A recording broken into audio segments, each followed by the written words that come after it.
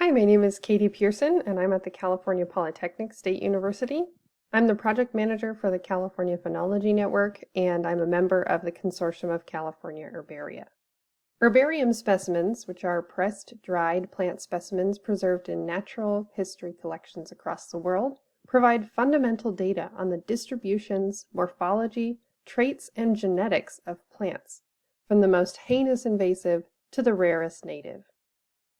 Herbarium specimens have been used to understand how plant species invade, what invasive plant species exist in an area, how invasive species change in their non-native ranges, and where invasive species may invade next, all contributing to a better understanding of how to prevent and protect against the negative effects of these species. As many of you know, the Consortium of California Herbaria, established in the early 2000s, has served millions of digitized specimen records from the multiple herbaria across the state and across the continent. This has served the botanical community well for many years. In 2018, the National Science Foundation funded a $2 million project called the California Phenology Network, which enabled 22 herbaria across the state to image nearly 1 million more herbarium specimens. But that's not all. Critically, the California Phenology Network included funding the development of a new data portal for the specimen data from California.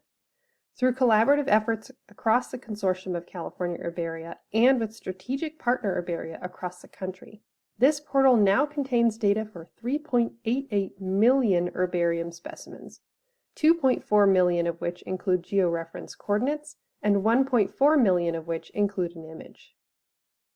This data portal is publicly accessible and includes tools for searching for specimens by taxon, locality, collector, collection, or coordinates. Tools for searching and visualizing specimen locations on a map, and for making checklists and species inventories of certain regions or taxa. Behind the scenes, the CCH2 is built on the Symbiota content management software, the same software used by Cal-IPC, SciNet, and many other biodiversity specimen data portals. This enables individual Consortium of California Herbaria collections to manage their data live in CCH2. And in fact, 38 herbaria across the state currently use CCH2 as their primary database system.